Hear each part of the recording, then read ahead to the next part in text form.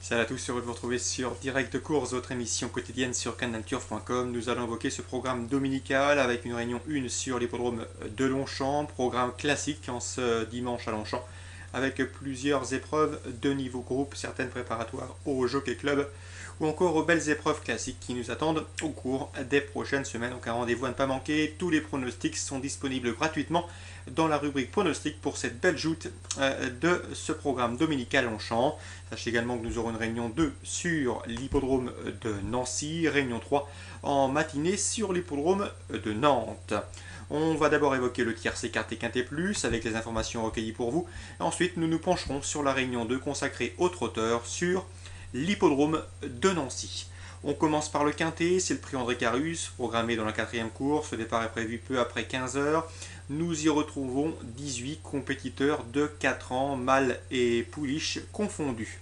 Dans cette épreuve, il semble qu'il faille s'appuyer sur une course de référence, celle qui s'est déroulée le 25 avril sur ce même hippodrome de Longchamp. C'était le prix de Satori, une épreuve dans laquelle 9 des compétiteurs qui participent à ce quintet, c'est-à-dire la moitié des concurrents, viennent de se mesurer dans cette rencontre. Ce jour-là, terminait deuxième le numéro 8 Catalina Sunrise qui finissait vite pour prendre le premier accessite. Dans cette épreuve, le numéro 4 Riviera Paradise, l'élève de Marc Pimbonnet, un mâle monté par David Bonilla, se classait sixième non loin, ne plafonnant que dans les 100 derniers mètres.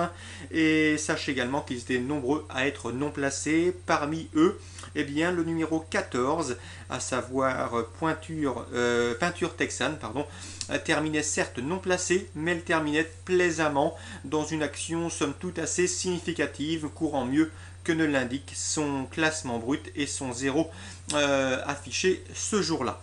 Donc, à mon avis, il faut reprendre ces trois concurrents. Le 8, Catalina Sunrise, monté Olivier Pellier, un bon numéro dans les stalles, elle doit répéter. J'aime également beaucoup le 14, Peinture Texane, qui à mon avis sera plus dangereuse cette fois-ci. Ou encore le numéro 4, Riviera Paradise. Mais attention, ce ne sont pas des bases intégrales, comme ça pouvait être le cas à l'occasion des derniers quintés à Vincennes. Ce sont toutes des impressions visuelles. Ensuite, de bons bruits circulent sur le numéro 16, Social Butterfly, autre pouliche de 4 ans, présentée quant à elle par Elena Van Zulen. Cette pouliche est en progrès, elle fait l'objet de bruits favorables, donc méfiance, méfiance, elle monte progressivement en pression et en progression, donc méfiance, bien placée dans le bas du tableau, confiée à Dominique Boeuf. J'en ferai mon coup de poker dans ce quintet. C'est le numéro 16, ce n'est pas la pouliche de tout le monde, Social Butterfly.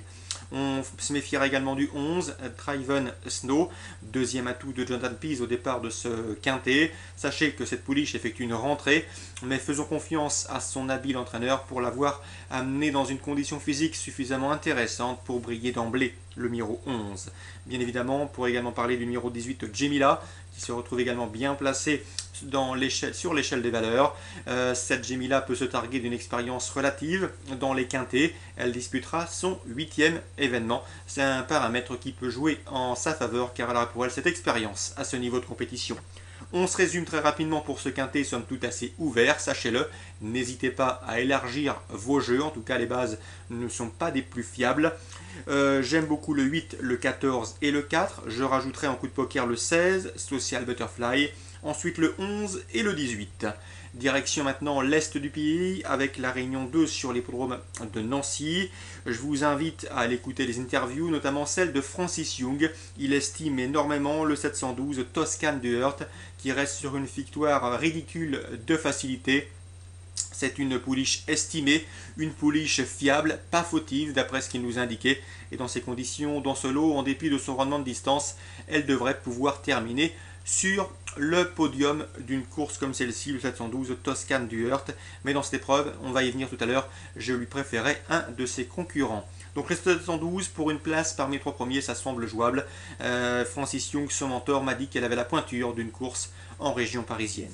712 qui sera d'ailleurs meilleure à gauche qu'à droite, mais pour l'instant, vu la catégorie dans laquelle elle se produit, ça semble suffisant. D'ailleurs, l'écurie de Jean-Luc Dersoir aura 10 partants au cours de ce programme. J'ai pu m'entretenir avec Frédéric Chaxel, l'un de ses hommes de confiance qui officie dans l'est du pays. L'écurie est somme toute bien représentée, même s'il y a plusieurs chevaux, au moins la moitié, qui auront des ambitions limitées. Parmi les meilleures informations de cette écurie, Jean-Luc Dersoir, eh bien sachez que le 705 Talisman Giel est estimé, en dernier lieu il a terminé deuxième après avoir été gêné et retardé par un cheval sur ses fins. Il est venu terminer deuxième derrière la concurrente précitée, Toscan de Heurt, entraînement Francis Young. Ce cheval évoluera ici dans des conditions de course favorables, car il part 25 mètres devant la pouliche qu'il vient de la dominer. À mon avis, il peut pouvoir s'imposer dans cette épreuve, d'autant que des 3 représentants de Jean-Luc Dersoir dans cette épreuve, ce ne sera peut-être pas le plus joué. Certes, la cote écurie sera faible, c'est légitime, mais pour un jeu placé, je pense que le rapport placé sera sans doute supérieur à 2 fois et demi la mise. Donc 705, Talisman GL, je pense que c'est un pari intéressant pour un jeu simple placé, et il faut l'associer avec le 712. Dans la 8e, l'écurie Dersoir présente le 813 Premium GL, un cheval qui se plaît à Nancy, c'est un atout important. Il est en forme, il est confirmé avec son pilote, il est régulier, il répète ses courses, lui aussi devrait conclure sur le podium d'une épreuve comme celle-ci. On peut lui opposer dans cette épreuve le 806 Calabria. Ce n'est pas une base de jeu car elle demeure un petit peu délicate, pas à l'abri d'une bêtise cette Calabria, mais elle vaut la pointure et elle a la pointure d'un lot comme celui-ci. Sa dernière victoire est là pour en attester. Dans cette épreuve, pour un jumelé placé, on ajoutera également le 811, à savoir Pokémon. En dernier lieu, Frédéric Chaxel, qui a pu suivre sa victoire, m'a dit que le cheval avait gagné, somme toute, assez facilement, une victoire facile, qui a priori en appelle d'autres. Donc 813, 806, 811, mes 3 informations pour ce programme. Dernière course à Nancy. Sachez également que j'ai pu m'entretenir avec l'un des fils Verva. L'écurie semble bien armée pour ce déplacement. Il délègue le 103 Shérif d'Ormois dans la première. L'opposition est difficile à situer, mais l'écurie se déplace avec des prétentions. Dans la 4e, ils ont le 407 Oren de Mormal, également une toute première chance. La jument est bien placée au premier échelon. Elle va lutter pour la victoire, si l'on s'en réfère aux propos de l'entourage.